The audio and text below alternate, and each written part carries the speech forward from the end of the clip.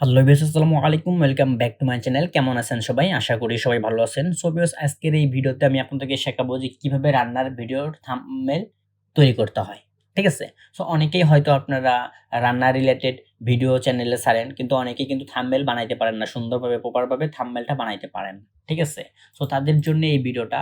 So আপনারা simply কি করবেন? একদম সিম্পল থাম্বনেল বানানোর চেষ্টা করবেন। কুকিং রিলেটেড যারা ভিডিও আপলোড করেন তারা একদম সিম্পল থাম্বনেল বানানোর চেষ্টা করবেন। ঠিক আছে? তো চলেন বেশি কথা না বলে আমি আপনাদেরকে দেখাই দিচ্ছি যে কিভাবে রান্নার থাম্বনেল তৈরি করতে হয়। ঠিক আছে?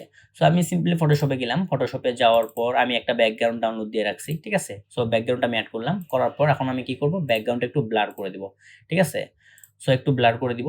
একটু ব্লার, হ্যাঁ? ব্লার করে দেওয়ার পর এখন যদি আপনার যে ছবি, ঠিক আছে? থাম্বনেলে কিন্তু আপনার নিজের ছবিও এড করতে পারেন বা অন্য ছবিও এড করতে পারেন। সমস্যা নেই। কিন্তু আমি রিকমেন্ড করব যে আপনার নিজের ছবি থাম্বনেলে ব্যবহার করার জন্য। ঠিক আছে? আমি আপনাদেরকে বোঝানোর ক্ষেত্রে আমি কিন্তু Poppy kitchen with village food উনার একটা ফটো আমি পিএনজি আকারে ডাউনলোড দিয়ে নিছি। ঠিক আছে?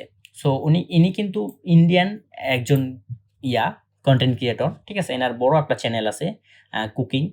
সো ওই চ্যানেলে কিন্তু এনার যে থাম্বনেল গুলো দেখবেন অনেক সুন্দর, সুন্দর আকর্ষণীয় থাম্বনেল। ঠিক আছে? আমি একদম ঐরকমই থাম্বনেল একদম হুবহু ঐরকম না হলেও ঐরকম চেষ্টা করব বানানোর জন্যে। যেন আপনারাও দেখে কিন্তু শিখতে পারেন বা বানাইতে পারেন। ঠিক আছে? সো আমি ছবিটা ডাউনলোড দিয়ে নিলাম বা এড করে নিলাম। নেওয়ার পর আমি এখন কিছু খাবার এখানে এড করব। সো তার আগে একটা কথা বলে দিই, আপনারা যে খাবারগুলা বানাবেন, ঠিক আছে? সেই খাবারের পিএনজি আপনারা Google থেকে ডাউনলোড দিয়ে নিবেন। নিয়ে ওগুলা হচ্ছে হলো থাম্বনেলে এড করবেন। ঠিক আছে? সিম্পল, একদম সিম্পল। সো আমি কিছু ফটো করে রাখছি।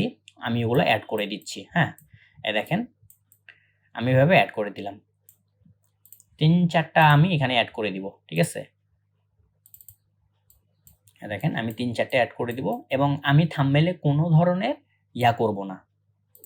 লেখালেখি করব না থাম্বনেলে। ঠিক আছে? একদম সিম্পল রাখার চেষ্টা করব। ঠিক আছে? এভাবে। সো আমি আরেকটা দিই।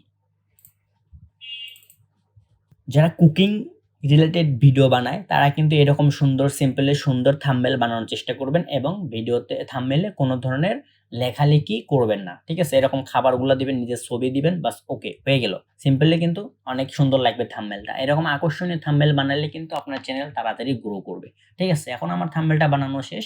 আমি এটা সিম্পলি কি করব? সেভ দিয়ে দিব। ঠিক আছে? দেখেন আমি এটা সেভ করে দিলাম। দেখেন সেভ করে দিলাম। ঠিক আছে?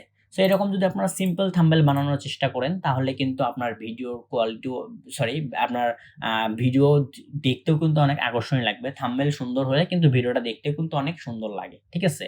সো ভিউয়ার্স, এই ছিল ভিডিও। ভিডিওটি ভালো লেগে থাকলে আমার চ্যানেল নতুন হলে চ্যানেলটি সাবস্ক্রাইব করবেন। তো সবাই ভালো থাকবেন। আল্লাহ হাফেজ।